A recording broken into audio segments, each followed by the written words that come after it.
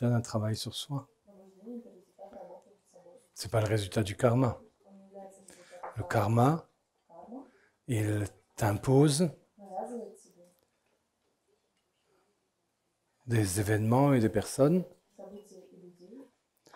avec lesquels tu as un lien qui n'est pas harmonieux. Tu as des dettes. Ou bien, positivement, les gens et les événements ont comme des dettes à ton égard. Et le karma te permet de réguler ça.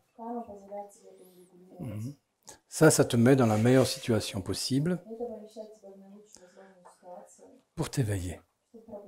Si tu suis un chemin d'éveil. Si tu ne suis pas un chemin d'éveil, le karma se compense comme ça. Et tu ne suis toujours pas de chemin d'éveil. Et tu as réparé tout le mal qui a été fait dans les vies passées. Tu vas simplement avoir une vie,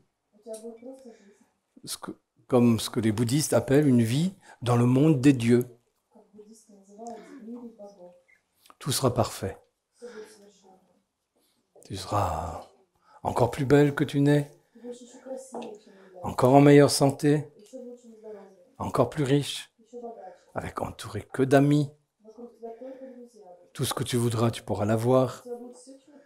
Ça, c'est la vie dans le monde que les bouddhistes appellent le monde des dieux.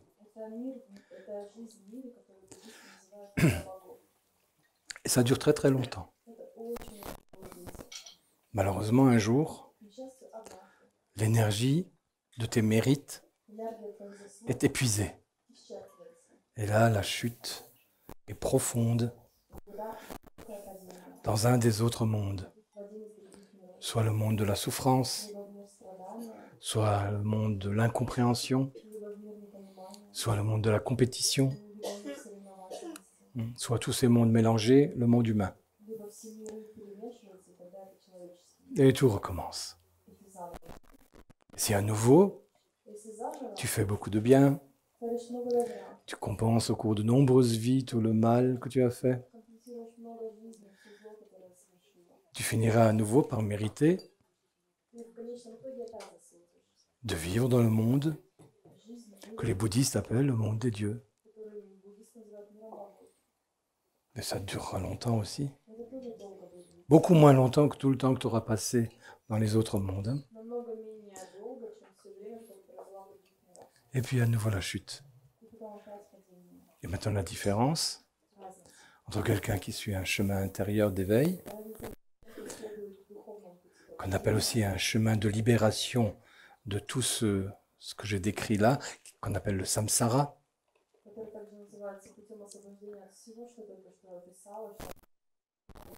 Le chemin de la libération et de l'éveil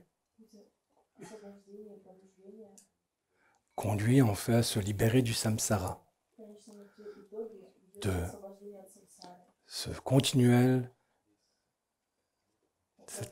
renaissance, mort, vie, mort, renaissance, vie, mort, dans les différents mondes. Et l'éveil conduit un jour à vivre dans ce qu'on appelle le monde des terres pures. Dans le cas d'un chemin comme celui-ci, et de décider à partir de l'état d'éveil et de libération, de revenir volontairement et consciemment dans les autres mondes pour aider les autres êtres à se libérer aussi. Pour qu'eux aussi puissent se libérer de ce samsara, ce monde des renaissances et des morts. Et de la souffrance. Voilà à peu près. Et donc à être libéré de ce qu'on appelle le karma. Le karma, c'est cette loi qui régit le samsara, les renaissances multiples dans les différents mondes de souffrance.